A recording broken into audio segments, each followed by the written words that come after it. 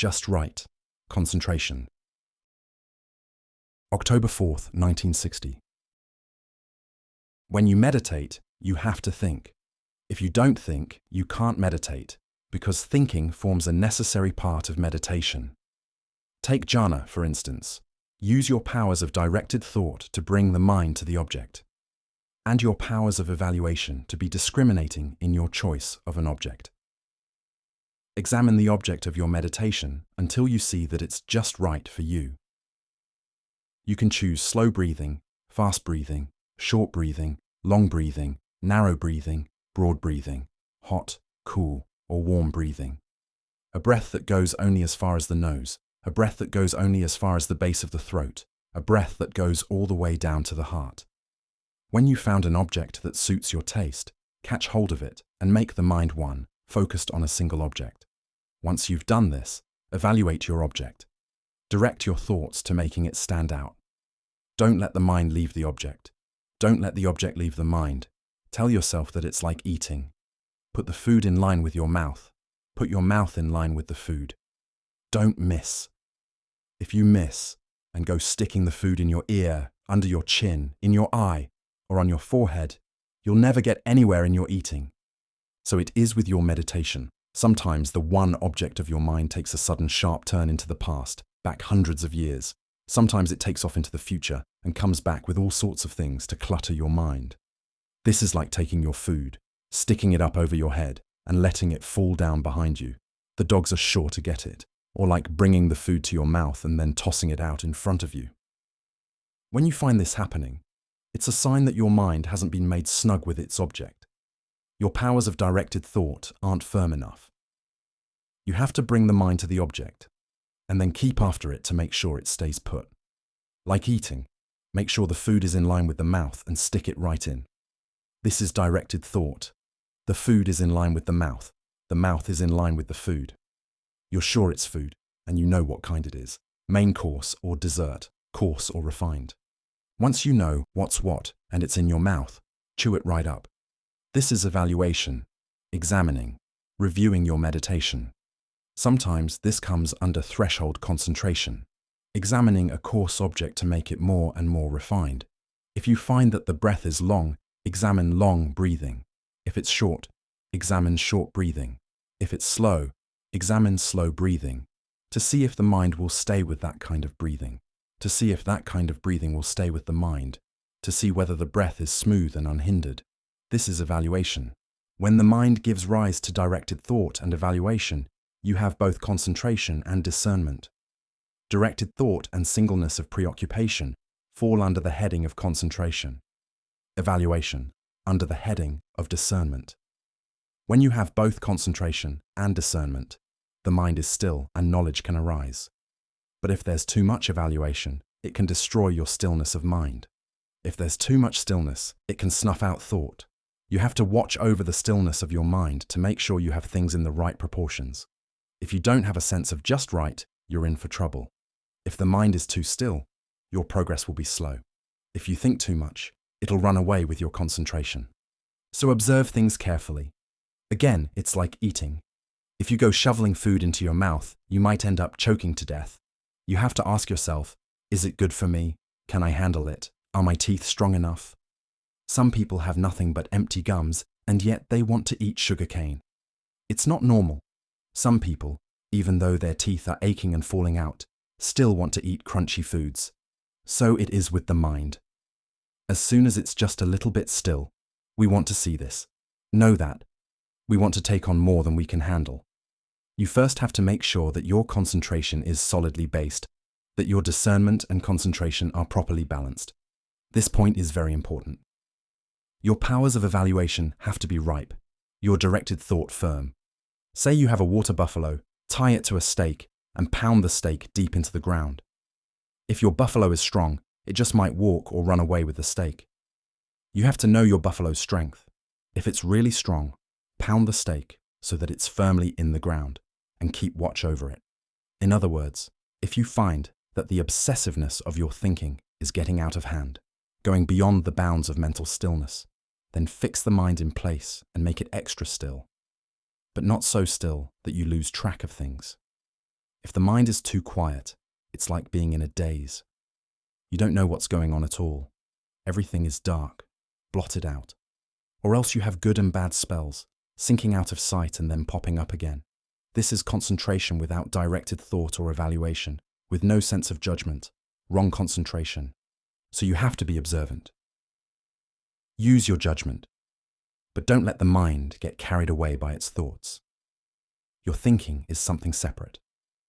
The mind stays with the meditation object. Wherever your thoughts may go spinning, your mind is still firmly based. Like holding onto a post and spinning around and around, you can keep on spinning, and yet it doesn't wear you out. But if you let go of the post and spin around 3 times, you get dizzy and, bang, fall flat on your face. So it is with the mind. If it stays with the singleness of its preoccupation, it can keep thinking and not get tired, not get harmed, because your thinking and stillness are right there together. The more you think, the more solid your mind gets. The more you sit and meditate, the more you think. The mind becomes more and more firm until all the hindrances, nirvana, fall away. The mind no longer goes looking for concepts. Now it can give rise to knowledge. The knowledge here isn't ordinary knowledge. It washes away your old knowledge. You don't want the knowledge that comes from ordinary thinking and reasoning. Let go of it. You don't want the knowledge that comes from directed thought and evaluation. Stop. Make the mind quiet. Still. When the mind is still and unhindered, this is the essence of all that's skillful and good. When your mind is on this level, it isn't attached to any concepts at all. All the concepts you've known, dealing with the world or the Dhamma, however many or few, are washed away. Only when they're washed away can new knowledge arise. This is why you should let go of concepts, all the labels and names you have for things. You have to let yourself be poor. It's when people are poor that they become ingenious and resourceful. If you don't let yourself be poor, you'll never gain discernment. In other words, you don't have to be afraid of being stupid or of missing out on things. You don't have to be afraid that you've hit a dead end. You don't want any of the insights you've gained from listening to others or from reading books, because they're concepts and therefore inconstant. You don't want any of the insights you've gained by reasoning and thinking, because they're concepts and therefore not self. Let all these insights disappear, leaving just the mind, firmly intent, leaning neither to the left, toward being displeased, nor to the right, toward being pleased. Keep the mind still, quiet, neutral, impassive, set tall. And there you are, right concentration. When right concentration arises in the mind, it has a shadow. When you can catch sight of the shadow appearing, that's vipassana, liberating insight. The knowledge you gain from right concentration doesn't come in the form of thoughts or ideas. It comes as right views. What looks wrong to you is really wrong. What looks right is really right. If what looks right is really wrong, that's wrong view. If what looks wrong is really right, again, wrong view. With right view, though, right looks right and wrong looks wrong. To put it in terms of cause and effect, you see the 4 noble truths. You see stress, and it really is stressful. You see the cause of stress arising and that it's really causing stress. These are noble truths. Absolutely, undeniably, indisputably true. You see that stress has a cause. Once the cause arises, there has to be stress. As for the way to the disbanding of stress, you see that the path you're following will, without a doubt, lead to unbinding. Whether or not you go all the way, what you see is correct. This is right view. And as for the disbanding of stress, you see that there really is such a thing. You see that as long as you're on the path, stress does in fact fall away. When you come to realize the truth of these things in your heart, that's vipassana jnana. To put it even more simply, you see that all things, inside as well as out, are undependable. The body is undependable. Aging is undependable. Death is undependable. They're slippery characters, constantly changing on you. To see this is to see inconstancy. Don't let yourself be pleased by inconstancy. Don't let yourself be upset. Keep the mind neutral on an even keel. That's what's meant by vipassana. As for stress, say we hear that an enemy is suffering. Glad to hear it, we think. Hope they hurry up and die. The heart has tilted. Say we hear that a friend has become wealthy and we become happy, or a son or daughter is ill and we become sad. Our mind has fallen in with suffering and stress. Why? Because we're unskilled.